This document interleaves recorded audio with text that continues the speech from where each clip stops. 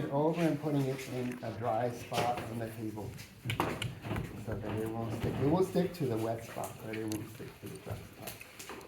Okay? And it gets to be about this thick, then I start to stretch like it was a pizza dough. I'm throwing it.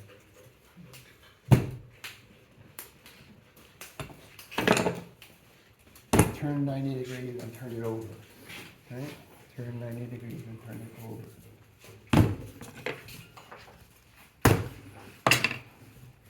Now it's got to go to the dry spot. If I stay in the wet spot, it will stick. If I drop it straight down, it will stick. Right? But I'm letting it skip like a stone. So when I drop it, it hits on the far edge and pulls towards me. It hits here and stretches out this way. Make sense? Really get it. Oh, there's the rolling.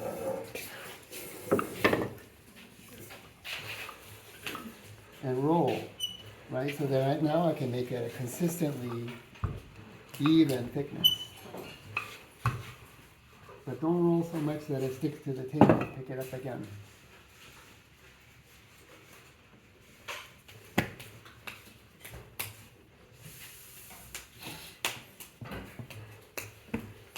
Turn it over, 90 degrees.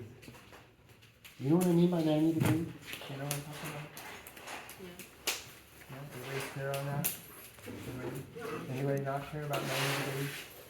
You know what I mean? Yeah? Maybe. So if you have a round circle, right? There are 360 degrees in that round circle. 90 degrees would be like a quarter of a turn, right? So it's not like turning it completely around, just less than halfway.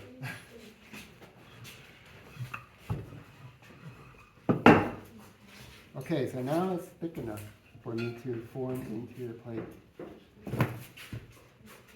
And I'm going to choose the size and shape of the plate here from this collection of templates and molds. Each size has a mold. Maybe I will do this long one. I like this one. I like this shape a lot. You like what? I like this shape of the plate. It seems like a really unusual shape for a plate, but I like it because it makes me imagine what kind of food I could put there, right? Like a sushi serving plate. Or like a giant sausage, you know? or 4 or 5 tangerines, right? Like that. And I'm using a wooden tool here to cut the edge around the outside shape of the template. And I'm not hesitating, I'm just, here's point A, I don't look at that anymore, I look at point B, and my hand goes there. Right? And so that when I have the plate finished, I have that gestural dynamic of the movement. The blade is cutting through that soft clay against a hard surface, and I see that sharp edge. I see the power and the speed with which I cut the soft clay. And then I make a coil for each side, the length of each side. So I haven't really talked about coils a whole lot here, but it's something that you can learn to make is a coil. And you do that by using your whole body.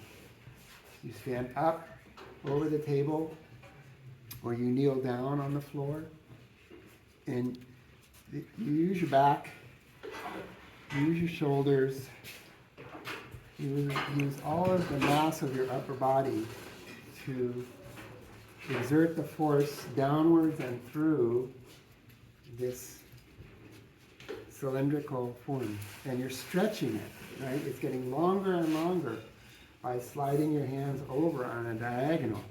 And I'm sliding all the way from the tips of my fingers down to my wrist.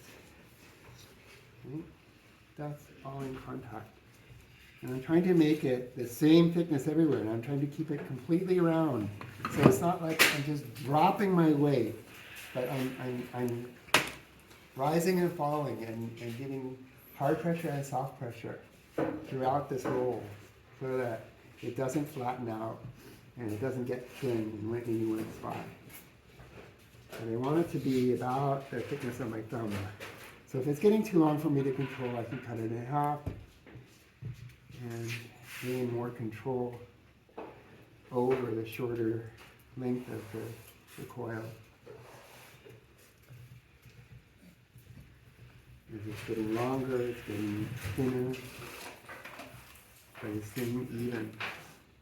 It's important that I do this so that it's the same thickness everywhere, so that as I use this to support the shape of the plate in the drying stage here, it keeps the edge up consistently at the same angle overall.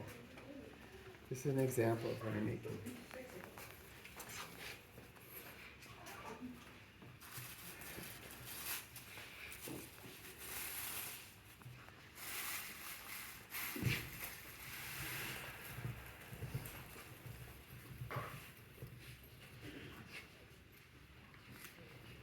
This is a little bit more complicated than just making the snakes in the backyard. Because when you made the snakes in the backyard, you probably had it up here in the air, right? And then you saw the little bumpy where your fingers came together, right? And here I'm using the hard surface of the table, or I could use it on the floor. And I'm using the various parts of my hand, right? The fingers and the palm to make it smooth and even.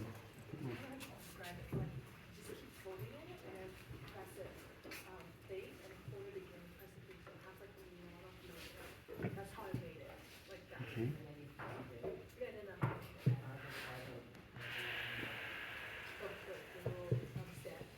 This is all extra. I can use that later for something else. Okay. I need a board that's bigger than that. A template.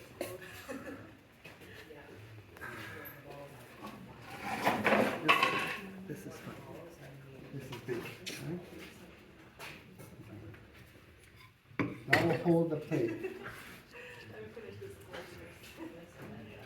when I'm finished forming it. It will hold it as it's drying in the depth of it. I'm going to take the template off here.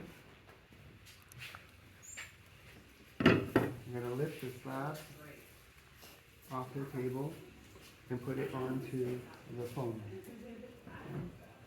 What happened when I did that? What happened to the slab? I got sleepy. Sleepy? Yeah.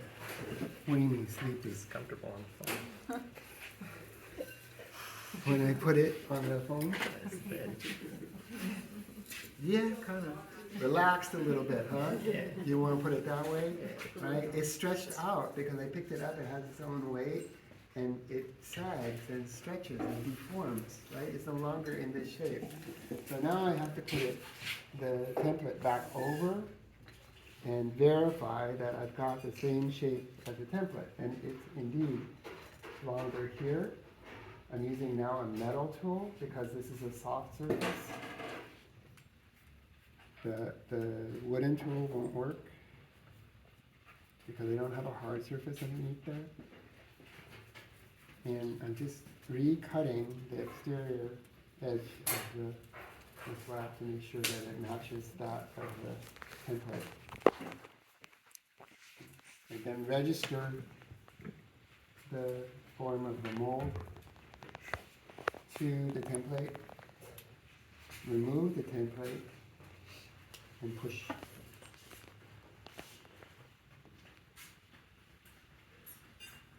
And bury the corners of that mold into the edge of the clay. I'm going to transfer it to the board.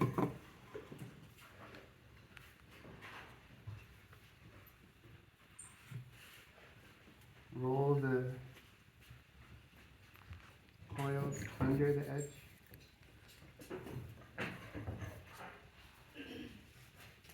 without touching the edge. And preserving that knife cut.